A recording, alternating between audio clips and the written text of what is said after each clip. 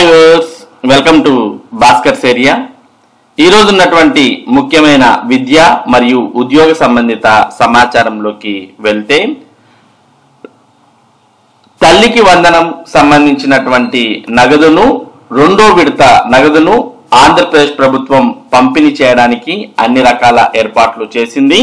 10 లక్షల మందికి రేపు రెండో విడత తల్లికి వందనం పంపిణీ.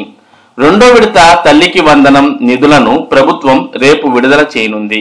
సుమారు 10 లక్షల మంది విద్యార్థులు రెండో విడతలో లబ్ధి పొందనున్నారు.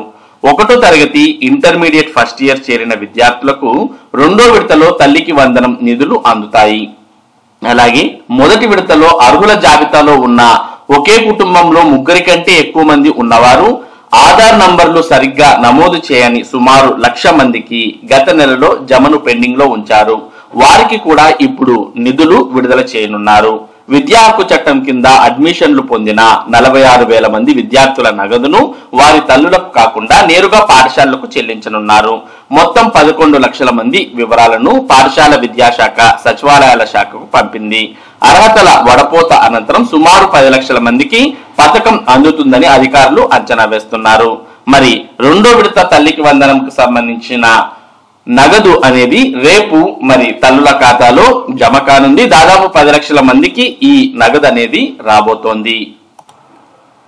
ఇక మరోపక్క డిఈఈ సెట్ వెబ్ ఆప్షన్స్ అనేవి నేటి నుంచి ప్రారంభం కాబోతున్నాయి. టీటీసీలో అడ్మిషన్ పొందాలన్నా లేదా డిఈడి కోర్సులో అడ్మిషన్ పొందాలన్నా ఈ డిఈ సెట్ అనేది చాలా కీలకం. మరి డిఈ సెట్ అనేది పూర్తి చేసినటువంటి వారు భవిష్యత్తులో ఎస్జిటి టీచర్ గా మరి స్థిరపడవచ్చు. అటువంటి డిఈ సెట్ అభ్యర్థులు నేటి నుంచి వెబ్ ఆప్షన్స్ ఇవ్వచ్చు. డిఈ సెట్ 2025 ప్రాథమిక విద్యలో డిప్లొమా కోర్సుల్లో ప్రవేశాలకు నిర్వహించిన పరీక్షల్లో అర్హత సాధించిన అభ్యర్థులకు ఈ నెల 9 నుంచి 12 వరకు వెబ్ ఆప్షన్లు సమర్పించేందుకు అవకాశం కల్పించినట్లుగా పాఠశాల విద్యాశాఖ మంగళవారం ప్రకటన జారీ చేసింది. అలాగే ఈ నెల 13 నుంచి 16 వరకు సీట్లను కేటాయించనున్నారు.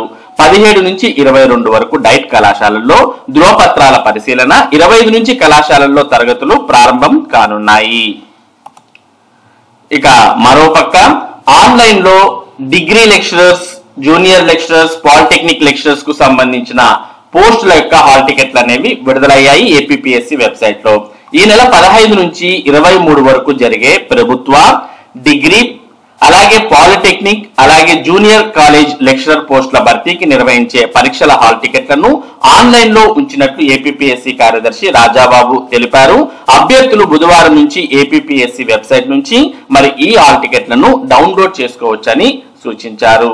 ఇక మరోపక్క కాంట్రాక్ట్ విధానంలో పనిచేస్తున్నటువంటి స్పెషల్ టీచర్ల యొక్క అర్హతను బట్టి వారిని రెగ్యులరైజ్ చేసేందుకు ఒక కమిటీ అనేది నియమించడం జరిగింది. దానికి సంబంధించిన సమాచారాన్ని కూడా మనం ఇక్కడ చూస్తూ ఉన్నాం. పాఠశాల విద్యాశాఖలో కాంట్రాక్ట్ విధానంలో పనిచేస్తున్న ప్రత్యేక ఉపాధ్యాయులు అనగా స్పెషల్ టీచర్స్ అర్హతలను పరీక్షించేందుకు ప్రభుత్వం 3 అధికారులతో కమిటీని వేసింది. సుప్రీంకోర్టు ఆదేశాల ప్రకారం వీరికి పే స్కేల్ అందించేందుకు వీలుగా ఈ కమిటీని నియమిస్తూ మంగళవారం విద్యాశాఖ కార్యదర్శి కోన శశిధర్ ఉత్తర్వులు జారీ చేశారు. కమిటీలో పాఠశాల విద్యాశాఖ కార్యదర్శి, రాష్ట్ర వికలాంగుల శాఖ కమిషనర్, భారత పునరావాస మండలి సభ్య కార్యదర్శి వికాస్ త్రివేది ఉంటారని ఉత్తర్వుల్లో పేర్కొన్నారు. కాబట్టి ఈ కమిటీని మరి ఇవన్నీ కూడా పరిశీలించిన తర్వాత వారికి రెగ్యులర్ పే స్కేల్ ఇచ్చే అవకాశాలు కనిపిస్తున్నాయి. ఇక ఆంధ్రప్రదేశ్ రాష్ట్రంలో జూలై 10వ తేదీన రికార్డు స్థాయిలో మెగా పేరెంట్స్ టీచర్ మీటింగ్ అనేది 2.0ను కండక్ట్ చేయబోతోంది. దానికి సంబంధించి కొత్త మార్గదర్శకాలను ప్రభుత్వం విడుదల చేసింది. మెగా పీటీఎం పై కొత్త మార్గదర్శకాలు విడుదల.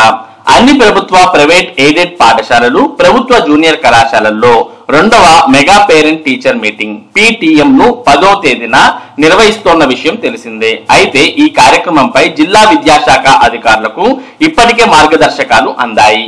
ఈ సమావేశంలో పాల్గొన్న విద్యార్థులు, తల్లిదండ్రులు, దాతలు, ప్రజాప్రతినిధులు మొదలైన వారికి గురువారం మెనూ ప్రకారం వెజిటబుల్ రైస్ పులావ్, ఆలు కుర్మా, ఉడికించిన గుడ్డు, రాగి జావాలతో భోజనాలను వడ్డిస్తారు. భోజనం తీసుకున్న వారి వివరాలను సంబంధించిన ఫోటోలు, వీడియోలను కూడా మెగా పీటీఎం 2.0 ద్వారా ఐఎంఎంఎస్ యాప్ లో నమోదు చేయనున్నారు. ఈ నెల 9న ఎండిఎం కి సంబంధించిన సిసిహెచ్లు సమ్మె నోటీసులు ఇచ్చినందున ప్రత్యామ్నాయ ఏర్పాట్లు చేసుకోవడంపై అధికారులు దృష్టి పెట్టారు. ఈ కార్యక్రమం సందర్భంగా గూగుల్ షీట్ లో ఆయా మండల పరిధిలోని ప్రధాన ఉపాధ్యాయులచే తప్పనిసరిగా మధ్యాహ్నం 12 లోపు వివరాలను నమోదు చేయాల్సి ఉంది. కాబట్టి జూలై 10వ తేదీన ఆంధ్రప్రదేశ్ రాష్ట్ర వ్యాప్తంగా మరి మెగా పేరెంట్స్ టీచర్ మీటింగ్ అనేది జరగబోతోంది. ఇక ఆంధ్రప్రదేశ్ రాష్ట్రంలో ఇంజనీరింగ్ ప్రవేశాలకు ఏపీ ఈఏపీ సెట్ నోటిఫికేషన్ విడుదల చేసిన విషయం మనందరికి కూడా తెలిసిందే. మరి ఈ నోటిఫికేషన్ లో అభ్యర్థులకు మరి ఆందోళనకరమైనటువంటి పరిస్థితులు నెలకొని ఉన్నాయి. గత 4 ఏళ్లలో ఏ ఒక్క ఏడాది ఇతర రాష్ట్రాల్లో చదివినా వారిని స్థానికేతరులుగా మరి అప్లికేషన్ లో చూపించడంతో చాలా మంది అభ్యర్థులు ఆందోళన చెందుతున్నారు. 4 ఏళ్లలో ఏ ఒక్క ఏడాది ఇతర రాష్ట్రాల్లో చదివినా స్థానికేతరులే. రాష్ట్రంలోని స్థానికేతర కోటాను ఏపీ విద్యార్థులకు కేటాయించేలా ఇటీవల ప్రభుత్వం ఉత్తర్వులు. ఏపీ ఈఏపీ సెట్ కౌన్సిలింగ్ కు హాజరైన తెలంగాణలో చదివిన విద్యార్థుల్లో ఆందోళన. తల్లిదండ్రులు ఏపీలో ఉంటున్నట్లు సర్టిఫికెట్లు సమర్పిస్తే స్థానికేతర కోటాకు అర్హత. ఇంజనీరింగ్ ప్రవేశాలకు నిర్వహించే ఈఏపీ సెట్ కౌన్సిలింగ్ లో 10వ తరగతి వరకు ఏపీలో చదివి తెలంగాణలో ఇంటర్మీడియట్ చదివిన విద్యార్థులను స్థానికేతర కోటాలో చూపడంతో కొందరు తల్లిదండ్రులు ఆందోళనకు గురవుతున్నారు. వృత్తి విద్య, డిగ్రీ, ఇంజనీరింగ్ వంటి ఉన్నత విద్యా కోర్సుల్లో ప్రవేశాలకు 2024 వరకు ఉన్న స్థానికేతర రిజర్వేషన్ విధానంలో ఇటీవల ప్రభుత్వం మార్పు చేసింది. రాష్ట్రంలోని సీట్లన్నీ ఏపీ వారికే లభించేలా మే నెలలో కొత్త జీవోను జారీ చేసింది.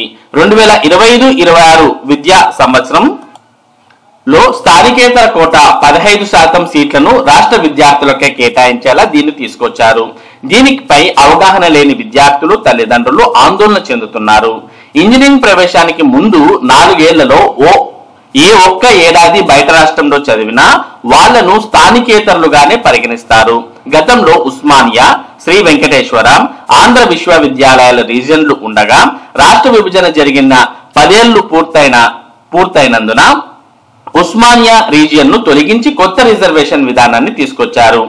ఉద్యోగ ఉపాధి కారణాల రీత్యా తల్లిదండ్రులు ఇతర రాష్ట్రాల్లో ఉంటున్న ఇద్దరిలో ఎవరైనా ఒకరు గతంలో 10 ఏళ్ల పాటు ఏపీలో నివసించి ఉంటే వీరు స్థానికేతర కోట 15% కింద పోటీ పడొచ్చు.